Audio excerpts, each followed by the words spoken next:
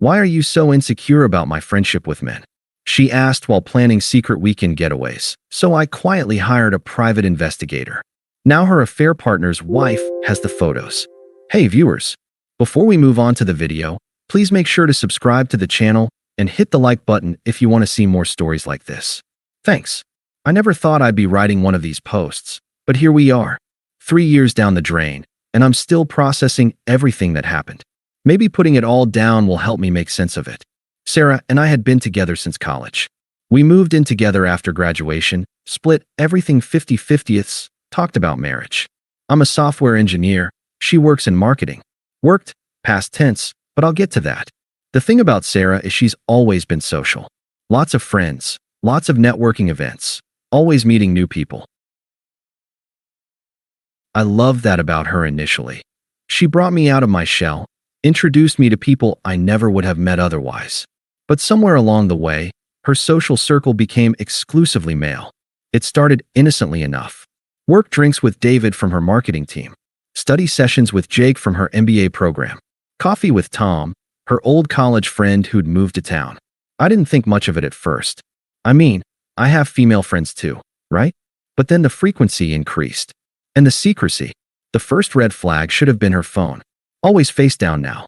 Taking calls in the other room. Stepping outside to answer texts. When I mentioned it casually one evening, she immediately went on the defensive. Why are you so insecure about my friendship with men? She said, not even looking up from her laptop. David and I are just friends. This is exactly why your ex probably left you. That hit hard. My ex had cheated on me in college, and Sarah knew that was a sore spot. I backed down immediately, feeling like an idiot for even bringing it up. She was right. I was being insecure. I needed to work on that. So I did. I swallowed my concerns when she started dressing differently for her friend dates. Short skirts and low-cut tops for coffee with Jake. Full makeup for casual drinks with David. I said nothing when these innocent meetups started lasting until 2 a.m. I apologized when I questioned why she needed to go to 3 different networking events in 1 week. You're being possessive, she'd say. I thought you were different from other guys, but you're just as jealous and controlling as the rest of them. The gaslighting was so subtle, I didn't even recognize it.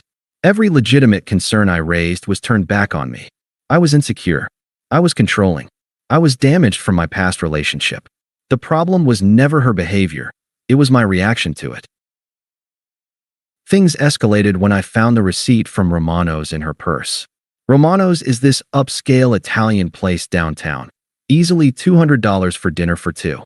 We've been trying to save money for a down payment on a house, cutting back on date nights. And here was evidence of an expensive dinner I knew nothing about. Hey, I said when she got home, holding up the receipt. I saw this when I was looking for gum. Thought we were trying to save money.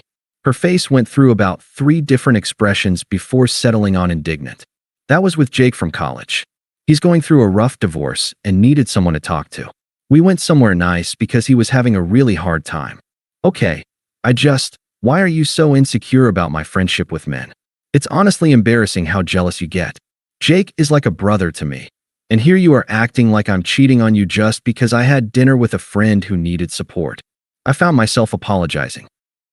Actually apologizing for finding a receipt in my girlfriend's purse and asking about it. She made me feel like I was some kind of psycho for having a basic question about our finances. The breaking point came 2 months later. Sarah had gone on a girls' weekend to the mountains with her college roommate. The photos she posted on social media told a different story. In the background of several shots, I could clearly see men. Not just any men. I recognized Tom and another guy from her work. When she got back, I brought it up as gently as I could. Hey, I saw your photos from the weekend. Looked like Tom was there too. Oh yeah, he and his friend happened to be staying at the same resort. What a coincidence, right? We ran into them at the bar. And you spent the whole weekend with them? God, Mark. She threw her hands up. I can't deal with your insecurity anymore. Why are you so insecure about my friendship with men? Maybe I need friends who don't question every move I make. Tom and his friend were perfectly nice, and we had a good time as a group. I'm sorry if that threatens you somehow. But something was different this time. Instead of the usual shame and self-doubt, I felt nothing. Just a cold, clear moment of recognition. I was being played. I went quiet. Not angry quiet. Not sulking quiet. Just quiet.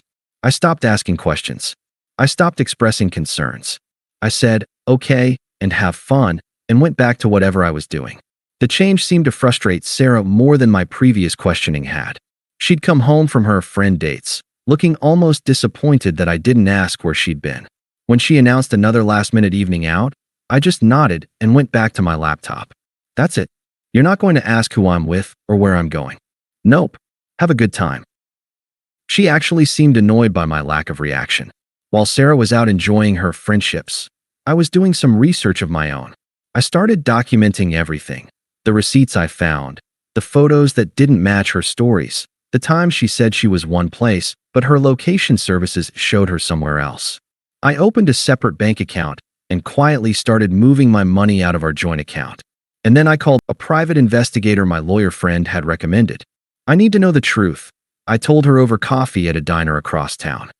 Either I'm completely crazy or my girlfriend is lying to me about everything. Lisa was professional, no nonsense. Mid-40s, graying hair, the kind of person who'd seen every variation of human deception. In my experience, she said, when someone constantly calls you insecure for having normal concerns about their behavior, they're usually the one hiding something. Your gut is telling you something's wrong because something probably is wrong. I hired her for 2 weeks of surveillance. The retainer hurt. $3,000 I couldn't really afford, but I needed to know. The first report came 3 days later. Sarah had gone to dinner with David at that same Romano's, then back to his apartment until 1 a.m. The photos were clear, professional, and devastating. Sarah kissing him in his doorway. Sarah leaving his building the next morning in the same clothes. But I didn't confront her. I kept acting normal, kept responding to her stories with appropriate nods and ahas. Meanwhile, the evidence piled up. David's apartment became a regular stop. Hotel visits during her work conferences. Credit card records showing I'd been unknowingly funding their relationship through our joint account. The breaking point came when Sarah announced a weekend marketing conference in Portland. It's just the team, she said, not quite meeting my eyes. You know how these networking things are. Lots of late dinners with clients. Sounds good, I said. Have fun. She looked almost disappointed. That's it. You're not going to miss me. Of course I'll miss you. But it's only 2 days. What Sarah didn't know was that Lisa had already confirmed there was no marketing conference. David had booked a suite at the Hilton downtown. They were planning a romantic weekend getaway on my dime. While they were playing house, I was moving out. I'd found a studio apartment across town and spent Saturday moving my essentials. By Sunday evening, half the apartment was empty and I'd closed our joint accounts. Sarah came home Sunday night glowing, clearly having had her romantic weekend. She found me sitting at the kitchen table with a box of her stuff. "What's all this?" she asked, but I could see the panic starting in her eyes. "Your things," I said calmly. "I'm moving out." "Moving out? Mark, what's going on? Is this about the conference?" "Because I can explain. There was no conference, Sarah." The color drained from her face. She sat down heavily in the chair across from me. "Mark, I can explain. It's not what you think. It's exactly what I think." I slid the envelope of photos across the table. Sarah's hands shook as she looked through them. Her and David at dinner, kissing outside his apartment, entering the hotel together, leaving together the next morning. "Where did you get these?" "I hired a private investigator." She stared at me like I'd grown a second head. "You hired a..." "Mark, this is insane. You're acting like some kind of stalker." "I'm acting like someone who needed to know the truth." "The truth?" She laughed, but it came out shrill and desperate. "The truth is you've been so insecure and controlling that you drove me to this. If you weren't so insecure about my friendship with men, maybe I wouldn't have needed someone who actually trusts me." There it was. Even caught red-handed, she was still trying to make it my fault. "You're right," I said. "I was insecure. That's on me." She looked hopeful for a moment. "But you were lying. That's on you." I stood up and grabbed my jacket. Lisa gave copies of everything to David's wife this morning. She's filing for divorce Monday. Mark, wait. But I was already walking toward the door. "The lease is up next month. I've already told the landlord I'm out. You can't just leave. We can work through this." I turned back to look at her one last time. She was crying now, mascara running down her cheeks, looking nothing like the confident woman who'd been gaslighting me for months. "Why are you so insecure about my friendship with men?" I said quietly. Isn't that what you'd tell me right now? I left her sitting there and never looked back. The aftermath was swift and brutal. David's wife, Claire, confronted him at work the next morning. She'd brought copies of all the photos and evidence. The scene she caused in the office got both Sarah and David suspended pending an HR investigation. By Wednesday, they were both fired. Company policy on workplace relationships was clear, and having an affair while lying about conferences and expenses was grounds for immediate termination. David's divorce was ugly and public. Claire took half his assets and aired everything on social media. Their mutual friends picked sides, and most of them picked Claire.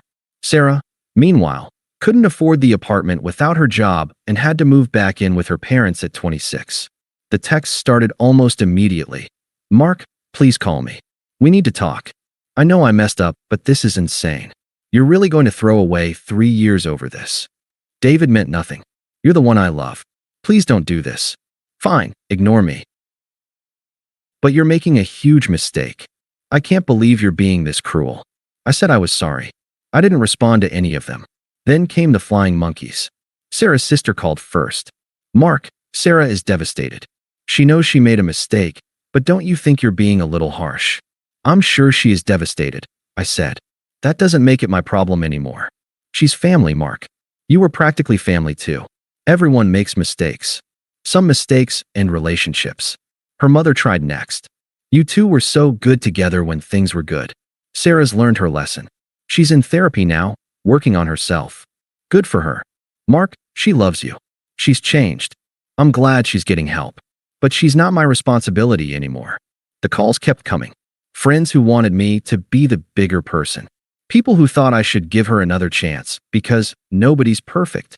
I started letting them all go to voicemail. 6 months later, I was grabbing coffee at our old spot downtown when I saw her. Sarah was sitting alone at a corner table, looking tired and smaller somehow. She'd lost weight, and not in a good way. When she saw me, her face lit up with hope. "Mark, how are you?" "I'm well, thanks." She gestured to the empty chair across from her. "Do you? Could you sit for a minute? I know you probably don't want to see me, but I've been hoping to run into you." Against my better judgment, I sat down. "Old habits. I wanted to apologize," she said immediately. "Really apologize. Not like before where I tried to blame you or make excuses. I know I hurt you, and I know I was wrong to blame your insecurity. I was the problem. I was lying and cheating and making you feel crazy for having normal reactions to sketchy behavior. I appreciate that. I'm in therapy now. Real therapy, not just saying it. I'm working on understanding why I did what I did, why I sabotaged something good." She leaned forward. "I know I don't deserve it, but do you think there's any chance we could talk? Maybe grab dinner and—" "Sarah," I interrupted gently. "I don't think about us anymore. That chapter closed 6 months ago." Her face crumpled slightly. "But we were so good together when things were good." "We were, but that wasn't real." The real Sarah lies to people who love her and then blames them for not trusting her enough. "I'm looking for something real now." I stood to leave, but she reached out and grabbed my wrist. "I've changed, Mark. I really have. I'm not the same person who did those things to you." I looked down at her hand on my arm, then back at her face. "I'm glad you're getting help. I genuinely hope you find what you're looking for." I pulled my arm free gently and walked away. I didn't look back. That was 8 months ago. I moved across town, got a promotion at work, started dating again. Emma is an elementary school teacher, the kind of person who thinks lying about what she had for lunch is a major moral crisis. We've been together 4 months now, and the difference is startling. No games, no manipulation, no need to question my own reality. When she says she's having drinks with friends, she sends me pictures. When she's running late, she calls. It's simple and honest, and everything I didn't know I was missing. Sarah still texts occasionally. I don't even read them anymore. They go straight to a filtered folder. Her sister told a mutual friend that Sarah's been through 3 different therapists and 2 more relationships that ended badly. Apparently, she's still struggling with that whole being honest thing. Sometimes people ask if I feel bad about how everything turned out for her. The job, the family shame, the string of failed relationships. But I don't. I'm not responsible for the consequences of her choices, just like she wasn't responsible for mine. She chose to lie, to cheat, to gaslight me into questioning my own sanity. I chose to find out the truth and walk away. The difference is, I can live with my choices. Looking back, the craziest part isn't that she cheated. It's how long she made me believe that my normal reactions to her abnormal behavior were the problem. "Why are you so insecure about my friendship with men?" became her get-out-of-jail-free card, and I handed it to her over and over again.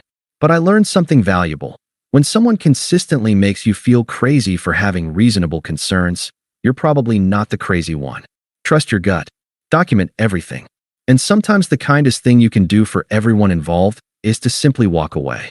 "I'm not angry anymore. I'm not hurt anymore. Sarah is just someone I used to know, someone who taught me what I don't want in a relationship." And honestly, that might be the most valuable lesson of all. Thanks for watching. Make sure to subscribe to the channel and hit the like button. What do you think about this story? Share it in the comments.